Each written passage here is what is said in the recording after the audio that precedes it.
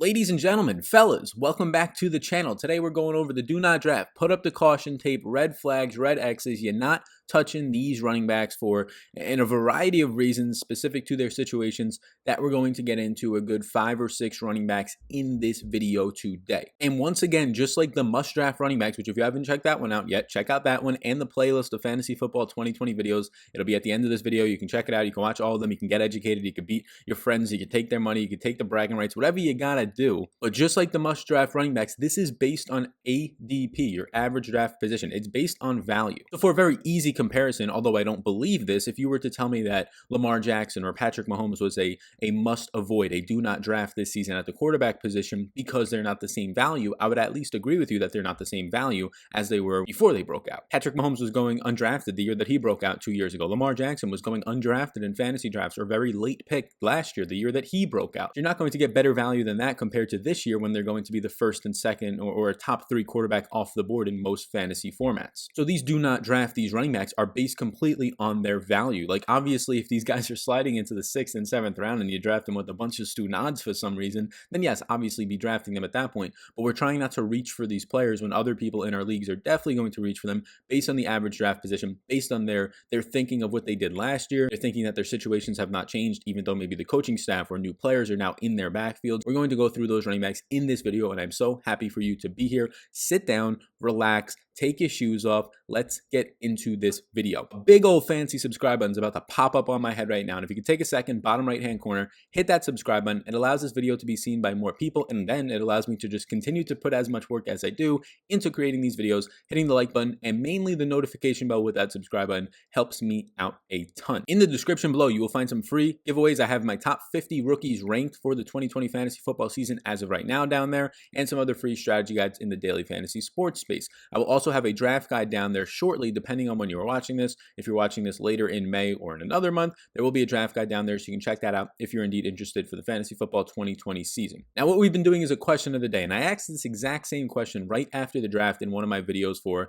draft winners, and it was Aaron Jones, who's on the screen right now, the handsome fella on the screen behind me, Aaron Jones or Clyde Edwards-Helaire, the only first round rookie running back going to the Chiefs in fantasy formats this year. No, that's not a trick question. They are a lot closer than a lot of people expect. Let me know in the comments down below right now, Aaron Jones or Clyde Edwards-Helaire. All right, fellas, buckle up. Let's get into it, starting with Aaron Jones himself. Aaron Jones last year in this Packers offense played all 16 games. He played on around 63% of the snaps, had 236 carries, over 1,000 yards, and a ridiculous 19 touchdowns, a 6.7% touchdown rate, even though he was on a team that ran nowhere near as much as the Baltimore Ravens, the San Francisco 49ers. He still popped up with 19 touchdowns. It seemed like every single time they were in the red zone, it was the Aaron Jones show. He had a couple of 3-touchdown games. I believe he even had a 4-touchdown game against the Cowboys last year. His 17.8 total touches per game when you factor in his 49 receptions on 69 targets ranked 10th amongst all running backs. He was 11th in red zone touches, 11th in overall RB targets, and 1st in TDs. 19 touchdowns, baby. 1st in TDs. 3rd in fantasy points per game at 19.7. But he's also a very good back. Now, obviously, touchdown regression is in store for him, and that's one of the reasons I don't want to draft him. But he was 4th in evaded tackles last year, running behind the 8th ranked offensive line. That's going to add up to touchdowns. It's going to add up to production. When you can create yards for yourself, 6th in yards created overall out of all the running backs, and you actually have an offensive line that can help you out and assist you there, it's only going to lead to ceilings in terms of your statistical performances. But that's exactly what you got out of Aaron Jones last year. The mecca of all meccas, his ceiling of all ceilings in terms of his career. You're not going to get him to, or at least I'm not going to bet on it in the 2nd round of drafts or even the 3rd round at this point, Aaron Jones being a 19 touchdown guy. I'm not even going to bet on the guy scoring 12 or more touchdowns. I'm just not going to bet on that. When you look back at history, guys who score 19 touchdowns on the ground and are not in these workhorse roles, again, he only played 62% of the snaps, not a 90+% of the snaps like McCaffrey or Zeke or Saquon. Now you're getting into a guy who's likely due to regress to somewhere around 8 to 10 to maybe 12 touchdowns. And if you take out all the touchdowns for every single running back in the league, obviously this is not ever going to be the case, but if you do, he goes from 3rd in fantasy points per game for PPR formats to outside the top 15. That's how reliant on touchdowns his production was. He barely rushed for 1,000 yards. He only caught 49 balls. 49 balls is a good reception total, but it's not the elite of all elite statuses. So what did the Packers do in the offseason, and did anything actually help Aaron Jones? In the short, no. In the additions, they actually signed tackle Rick Wagner, so that helps a little bit, and then they re-signed Mercedes Lewis, who's a very good run blocking tight end. So yes, that helps the run game in general. They lost Brian Bulaga, who actually now is with the Chargers. That is a huge loss for them. and then they let Jimmy Graham and Geronimo Allison go. Those are not major losses. But in the NFL draft, baby, Jordan Love in the first round, and then this is the big one, A.J. Dillon in the second round. Somebody in A.J. Dillon that I didn't even think was worth a third round, a fourth round pick. I would have started to consider A.J. Dillon in the fifth round, if anything. A.J. Dillon is somebody who is just a true grinder. He would have been good in maybe 2002 as a running back in the NFL, somebody who only has had 21 receptions in his college career, even though he had 845 carries over the last 3 seasons. Okay, so they signed a running back in the second round. Well, then they get a fullback in the third round, and then they signed 3 sixth-round linemen. So it's pretty obvious what they're trying to do here. It's screaming just run the ball, because recency bias of this donkey head coach and Matt LaFleur says, we just got beat twice really badly, including the NFC Championship game, by a mastermind on offense in Kyle Shanahan who loves to run the ball. Let me just try and do that and see if it'll work. That should work, just copycatting him because I'm just as smart as him and have just as great personnel. No, it's terrible recency bias, but that's the way the Packers are shaping up right now. Aaron Jones is on an expiring contract. They signed A.J. Dillon, and touchdown regression is in store for him. These things don't make me feel good. Now, the durability of Aaron Jones, he's missed 5 games over the last 3 seasons due to injury. 3 in 2017 due to an MCL sprain, and the final 2 games of the 2018 season due to a knee sprain. He appeared on the injury report just twice last year with a shoulder injury, but he did not miss any time. And in my opinion, Aaron Jones is probably one of the most, if not the most underrated running back in the league. Last year's breakout season in the touchdown department might have actually caught a lot of the public up to standards on him, and the fantasy football community has been screaming free Aaron Jones all back to the Mike McCarthy days for a while, but he is so underappreciated what he does with the ball in his hands in space, very similar to his player comp on playerprofile.com behind me in Christian McCaffrey. Backfield competition is Jamal Williams and A.J. Dillon. Even if you didn't have A.J. Dillon back there, I still wouldn't want Aaron Jones. Jamal Williams, before the NFL draft happened, pre-draft, Matt LaFleur was quoted as saying, we don't want Aaron Jones to be taking on a big workload. He took on 62% of the snaps last year, and Matt LaFleur thought that was a lot. He wants more closer to a 50-50 split between Jamal Williams and Aaron Jones. And we saw it at a lot of games last year. There were games where Jamal Williams was playing 60% of the snaps. So just in general, if you have a guy who's playing only 55-60% of the snaps, and close to that what Jones did last year at 62%, I don't want to be spending a second-round draft pick on a guy whose head coach doesn't even want him to see more than 50% of the snaps each game. Last year, Jamal Williams played on literally 40% of the snaps. He saw 10.8 opportunities per game, 20 red zone touches, and 6 touchdowns. It's crazy that Aaron Jones sees 19 touchdowns and Jamal Williams is still able to see 6. Just in general, this Packers running back backfield is due for regression from their 25 total touchdowns last season. 40% of the snaps for Jamal Williams, A.J. Dillon being back there and being spent a second-round pick on is going to see some sort of usage, and potentially as a huge body back, third down usage, short distance usage, and the big one, the red zone usage, which will knock the heck out of Aaron Jones' touchdown regression already. So based on the pre-draft comments of wanting to use a heavy running back by committee again for the floor and reduce Aaron Jones' role, and then the draft pick of A.J. Dillon, who is very much a goal line back and going to be a grinder on short distance and then in the red zone, I'm not so excited to be drafting Aaron Jones based on his current draft value of like the second or third round even. I'd rather let other people pass on it, rather let other people whiff on the guy who I think he's a good running back, but for me right now, he's outside my top 15 overall ranks at running back, and I know that's going to be like a bold stance for a lot of people, but just wait until the season gets closer. It's going to be coming to fruition about how bad of a situation this is going to be for Aaron Jones relative to last year. If you like the Aaron Jones talk, big old subscribe button, smash it right now and hit the notification bell, because now we're getting into the Buffalo Bills Devin Singletary. And boy, oh boy, if you watched my videos like a month ago when I started doing the NFL stuff in the offseason, I like Devin Singletary. He was a buy for me at his current draft spot, but now after the NFL draft, he's a complete sell. I don't want a single Devin Singletary share. I don't even want to be drafting this guy in the third round. I don't care if he's still there. I'm going to be finding a wide receiver or a different running back who, in my opinion, has more upside. In 2019, in 16 games, Devin Singletary played 69% of the snaps, went for 151 carries, over 750 yards, 4 touchdowns. He caught 29 of 42 targets for 194 yards. He had 19.7 total touches per game over the final 6 games. Those final 6 games was when Frank Gore was pretty much phased out of the offense, and he had 15.1 touches per game over the entire season. So he saw about 4.5, closer to 5 more touches per game once Frank Gore was out of the offense. Buffalo ran the 6th most times per game at 29.1 rush attempts per game. He was 3rd in breakaway runs. These are some crazy numbers now for a rookie. 5th in true yards per carry at 4.9, and he had a top 10 game script overall in 2019. He was top 10 in 15-plus yard runs, even though he had 70 less runs than all the guys ahead of him, and over 100 less runs than 7 out of the 9 players ahead of him in that department. His offensive line was ranked 17th overall last year by PFF of every average unit. So a very strong year last year for Devin Singletary, and if there was no Frank Gore, which there's not going to be, and no other running backs in this backfield that were going to threaten him, like a TJ Yeldon, who before the draft was mainly the backup, I was going to like Devin Singletary as a guy who there was 37% of the red zone carries on the table now since Frank Gore was gone. There was 30 to 40% of the snaps overall on the table now because Frank Gore was gone. And we saw the overall usage spike to 20 touches per game for Singletary over those 6 games last year. You saw a really nice workhorse role for him. No, the offseason additions, mainly in the NFL draft, have me concerned. So if you look at the additions in general, they added Stephon Diggs in a huge blockbuster trade to start off the free agency right before the free agency period, and then they added a couple of guards as well. No major subtractions on the offensive side of the ball for them, but in the NFL draft, they take a 3rd-round running back, Zach Moss. Huge pick for them and a huge blow to Devin Singletary's overall upside. They take Gabriel Davis, a wide receiver out of UCF in the 4th round, Jake Fromm, backup quarterback, and then Isaiah Hodgins in the 6th round at wide receiver. So this Zach Moss pick, in my opinion, is brutal. We already have, right after the draft, the press conference saying that they don't want Devin Singletary to do what he did the final 6 games last year. They want Zach Moss to come in and play the Frank Gore role. Well, that's terrible for Devin Singletary because he was only seeing 14.8 to 15 touches per game when Frank Gore was actually playing,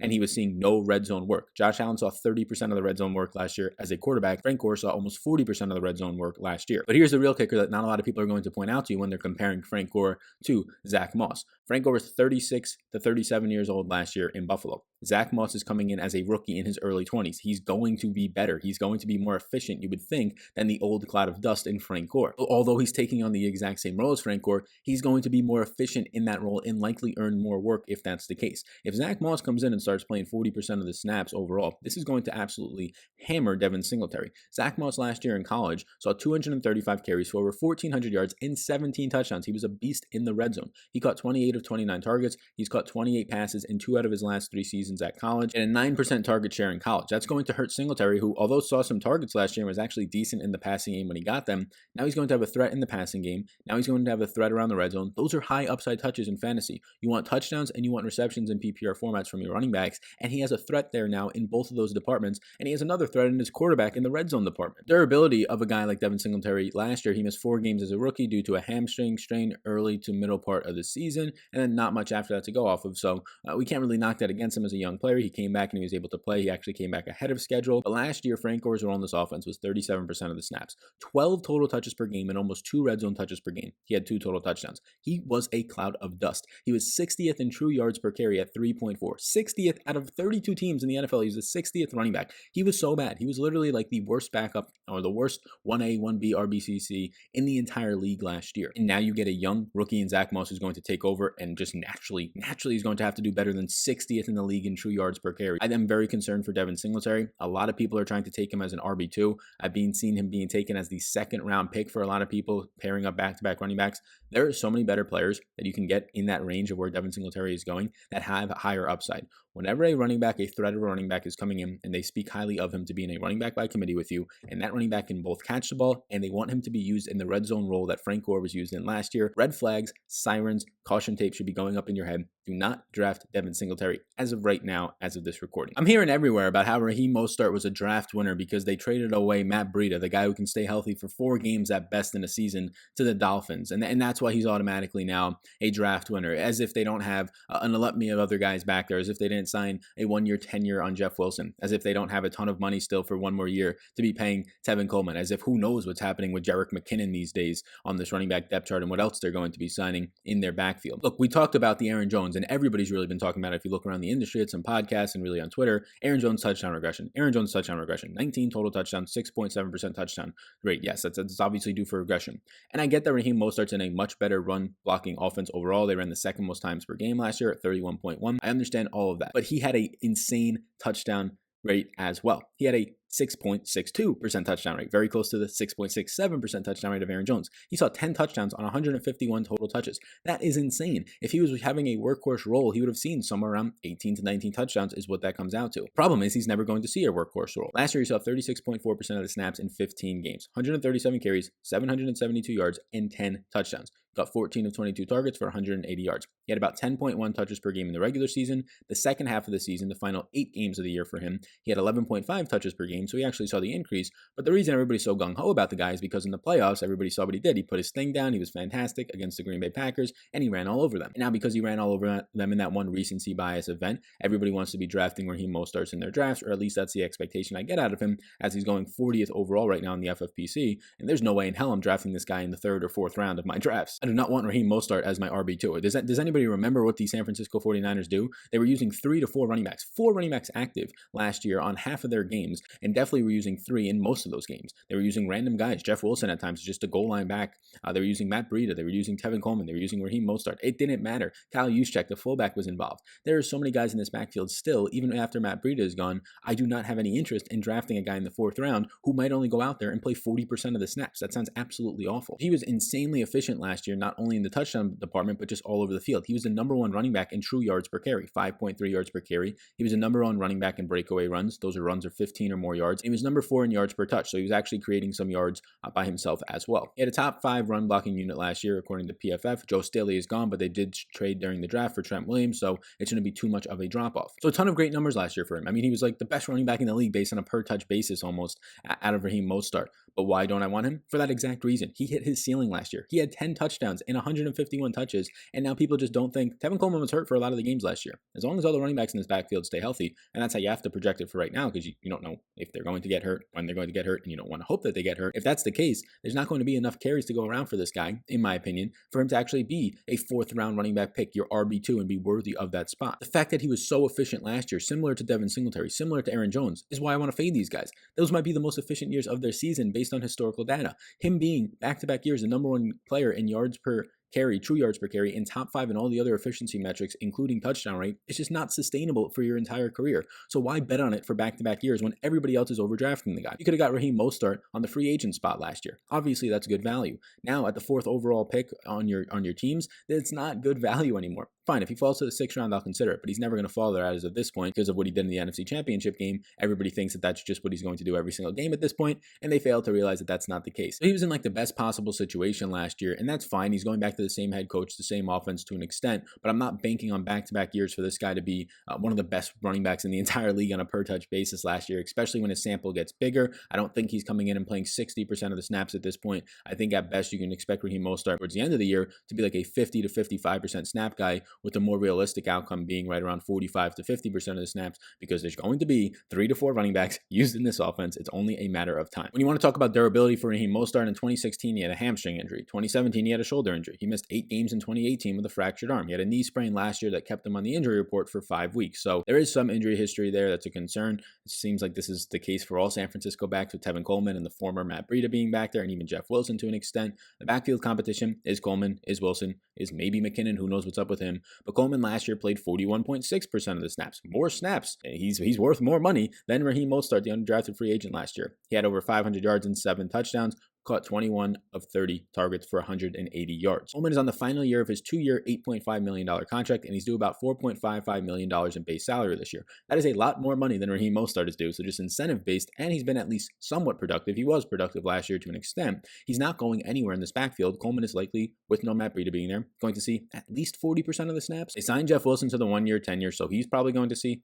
at least 5 to 10% of the snaps. So just naturally, outside of injury, Raheem Mostert is going to be pushing for 50% of the snaps or so. And again, I don't want that out of my 4th round pick. And I really don't know what's up with Jarrett McKinnon. He cannot be on this team anymore. Everything that I've looked at says that he is. Obviously, he was hurt last year. He's been hurt nonstop. We'll see if he actually gets on the field and is able to do anything. And if that's the case, it only gets worse for Raheem Mostert. All right, real quick. You're relaxing. You're sitting there. I hope you're still enjoying yourself. But real quick, the logo above me is Monkey Knife Fight. The promotion below me is fantastic. $15 free with a minimum deposit. Monkey Knife Fight, if you are not familiar, is a player prop site. You can bet on over-unders over there. More or less, this is what they call it. Fantasy points. If it's a running back, you can bet on their overall touchdowns, receptions, rushing yards, all that stuff. If you want to put in a minimum deposit, and it's a really great site. They're the fastest growing gaming site in the North America spot, so it's fantastic. If you want to put in a minimum deposit of $10, they'll give you $15 back if you let them know you came from me from using my link down below, or the promo code Vetri. You want to put in $50, they'll give you $55 back. So they'll 100% match you plus $5 all the way up to $50. So check it out. It's a really good offer. If you haven't gotten into fantasy betting yet, or just betting in general, player props, this is a great spot to start. And if you have, and you have been, well then why are you not taking advantage of another promotion right now? So check it out, Monkey Knife Fight, promo code Vetri, 100% deposit match up to $50 plus an extra $5. Let's get back into the video. So if you're still watching to this point, you're probably ripping your hair out. You're probably really mad. Aaron Jones is a do not draft. What are you talking about? Raheem Mostert went ham on the Packers. This is based on draft capital, draft value for your fantasy drafts. If Aaron Jones falls to the 4th round, snag him. I'm not taking the guy in the 2nd round where he's going right now. I don't even want the guy in the 3rd round based on my rankings where he's going right now. And I don't want Mark Ingram right now where he's going right around the 5th round. Mark Ingram being drafted in the 5th round, maybe he's your flex option, but more times than not, he's probably, if you're taking him there, going to be your RB2, and that's not what I want. In 2019, Mark Ingram played 15 games. He saw barely 200 carries, 201 carries, 26 receptions on 30 targets, and he had 15 total touchdowns. He had 15.2 touches per game. That ranked 21st in the league. 21st in the entire league, 15.2 per game, yet he scores 15 touchdowns. Very similar to the Aaron Jones and the Raheem Mosterts, this guy had a 6.6% touchdown rate. That is an insane touchdown rate on the touches that he was having. His average touches per game were 15. His touchdowns on the season were 15. That number usually doesn't add up. Baltimore was the % rushing offense though last year, and they ran the most rushing plays per game at 37.2. He saw 3.1 red zone touches per game, which was 8th in the league. On just 49.8% of the snaps, that is crazy. He was 4th in touchdowns out of all running backs with 15. Again, a ridiculous 6.6%. 15.9 fantasy points per game, ranked 10th in the league. His true carries were 4.7, which was 7th in the league. He was also the #1 player in game script because Baltimore just got ahead of people, and then they ran the ball nonstop because that's all they did last year. His offensive line was ranked top 3, 3rd overall, according to PFF last year in the run blocking department, and they did lose Marshall Yanda to retirement. Mark Ingram, he had a very good year last year, and he had a very efficient year last year, but now he's going to be almost 31 years old. So he did all that efficiency as a 30-year-old running back with not much competition behind him. Gus Edwards, rookie Justice Hill last year, they definitely were a factor, especially Edwards, but not a ton. And he was insanely efficient, especially in the passing game, but just overall with that 6.6% touchdown rate. And it's a little bit more sustainable when you're in a #1 rushing offense, and for Raheem Mostert when you're in a #2 rushing offense in terms of plays per game, but just expecting that to carry over to the next year, especially for a guy Mark Ingram who's now almost 31 years old, is really difficult to see, especially when they drafted J.K. Dobbins. So in their offseason, they added a center and Matt Skura, a 1-year free agent tender, but they had some big losses. Hayden Hurst, the tight end, and also the biggest one was Marshall Yanda, who enters retirement. In the NFL draft, they did a lot of things, though. They added J.K. Dobbins in the 2nd round, the rookie running back out of Ohio State. They added Devin Duvernay in the 3rd round, a wide receiver, and they went with some huge offensive line pieces who they're hoping can replace Yanda in Tyree Phillips in the 3rd round, interior offensive lineman, then Ben Bredesen in the 4th round. So they bolstered up the offensive line, but are those going to be immediate replacements? Probably, but are they going to be as good as Yanda? Probably not, who's likely going to go down as a Hall of Famer at this point. So your offensive line gets a little bit worse. You continue to age. You're really not known for your pass catching abilities, and you're getting so much benefit out of playing with Lamar Jackson, although that also takes away from you all of what he does in the red zone. It adds a lot of deception as well, so it opens up more running lanes, and that's exactly what happened with Mark Ingram last year. So for a 30-and-a-half-year-old running back, he actually has some pretty good injury history. He's only missed 5 games since 2015. 4 of those were actually in 2015 with a torn rotator cuff. And then the other one was when he missed last year with a calf strain. He's only played in 12 games in 2018 due to a suspension as well. Mark Ingram's been available. He's been consistent. He's been, though, in possibly the best rushing offenses you can be. Potentially a system running back who's in the best systems you can be in, whether it's with the Saints and Sean Payton for their run blocking scheme, the 1-2 punch of him and Alvin Kamara, or now you're going to Baltimore in this Lamar Jackson offense. This man has run good for the past 5 to 6 years of his career. The biggest concerns for me are not only the age, but it's also the regression off of what he did. Now, as a 5th round pick, you're not reaching as much as you are with some of these other guys like Singletary and Jones in the 2nd or 3rd round. They drafted J.K. Dobbins in the 2nd round, who's likely going to be the starting running back next year and potentially can even take over this year. They have Gus Edwards back there and then 2nd-year player in Justice Hill. Hill is likely to get cut at this point unless they want to keep 4 running backs on the roster or the scout team. Dobbins in 2019 at Ohio State went for over 300 carries, 301, over 2,000 yards and 21 touchdowns. He caught 23 of 28 targets, a 7.6% target share for 247 yards. He was absolutely dynamite, and he fits the mobile quarterback in his backfield offense so well because he's used to it during his time at Ohio State. He was the #1 player in 2019 in runs of 15 or more yards with 31 of them. He was #4 in yards after contact. This rookie is going to be fantastic in the league, and he's going to the best possible situation that you could go to. Gus Edwards last year. This should probably be at least a J.K. Dobbins role at the worst this year. Is 34% of the snaps for Edwards last year, 133 carries, 711 yards and 2 touchdowns. Caught 7 of 8 targets for 45 yards. So I would expect that 6 6 to 8 touch role at the very least for J.K. Dobbins with a lot of red zone work. But the upside here is that J.K. Dobbins can take on 10 to 12 touches. You had Mark Ingram last year, when you factor out his receptions, only seeing about 12.5 to 13 total touches per game and still being a top 10 running back. That does not hold up. That does not stay consistent. Mark Ingram's contract situation is also a little bit interesting. He has an out after this year, after 2021. I expect that to be exercised and him to be gone, and J.K. Dobbins, based on the second round draft capital, to be the starter at least next year. So there's no issues why he can't actually start to take over this year. So Mark Ingram for me, although the 5th round is not as much of a reach as it is for some of these other guys, I wouldn't start considering taking him until the 6th and probably the 7th round, where he likely won't be there for me. I don't want a running back over 30 years old, even if it is in such a good offense with a rookie running back behind you who's likely going to take touches away. When you have 13 carries per game and you finish as a top 10 running back overall, and you're not known for your pass catching role like you saw a crazy efficiency spike in last year, I'm just going to stay away from you. So we have 2 honorable mentions. Those are 4 deep dives, 2 honorable mentions that have a lot in common. The first one is Marlon Mack, mainly because Jonathan Taylor is in this backfield. Marlon Mack has never been a pass catching guy. Jonathan Taylor, the best running back that we've seen since Saquon Barkley, in my opinion, quote unquote generational talent alert, hashtag generational talent alert. He is now going to be in this backfield and likely take on a huge role based on his second round draft capital, and they also traded up to get him. Although Marlon Mack, in my opinion, at just 24 and a half years old, is still a really good back, he has had a little bit of issues with staying healthy, not really a pass catcher in general, and he also has the benefit of running behind the best offensive and best interior offensive lineman in the league in Quentin Nelson. He's now going to be in a backfield committee with both Nyheim Hines, who's the best pass catcher in this backfield, and now Jonathan Taylor, who's probably the best overall running back in this backfield, and that's just going to hurt him. So we don't have to do as much of a deep dive on this, but Jonathan Taylor last year was the highest graded PFF running back with a 91 grade, 320 carries, over 2,000 yards, and 21 touchdowns, caught 26 of 37 balls for 242 yards. He's not known for his hands or his pass catching ability, but he's known for being a fantastic pass protector and an amazing inside zone runner. Now he's going to an offense in the NFL that has the best inside zone rushing scheme, with Quentin Nelson being there. So this is going to be a fantastic situation for Jonathan Taylor. Out of the 3 running backs in this backfield, Mack, Nyheim Hines, and Taylor, I have the biggest upside, not only in dynasty formats, but in season-long redraft for Jonathan Taylor. I don't really want anything to do with Marlon Mack. His ADP, though, has slipped to about 72 overall. So if you're playing in 10-team leagues, that's the 7th round. If you're playing in 16 teams, that's about the 6th round. At that point, I still don't want it. I'm not drafting Marlon Mack at all. I'm probably not drafting Nyheim Hines unless he's like my last pick on the board. Just get Jonathan Taylor or stay away from this backfield in general. Kerryon Johnson, for very similar reasons, I have no interest in. DeAndre Swift was drafted in the 2nd round, the potentially best running back, the best pass catching running back in this draft, in my opinion, out of Georgia. And you're getting now Kerryon Johnson going in 12-man leagues around the 7th round, in 10-man leagues around the 8th round, and I'm just not drafting the guy at all. I mean, he was a cloud of dust last year in his 8 games. This guy has missed 14 games in his first 2 years in the season. He has terrible knee injuries, and I don't blame the Lions for taking DeAndre Swift at all. You have a running back who, sure, he has talent, but he can't stay healthy, and now he has the worst possible injuries for a running back in his first 2 years with a meniscus tear and a knee strain. That's not going to bode well for you. He was 1.27 on yards created per touch last year. That was 27th in the league.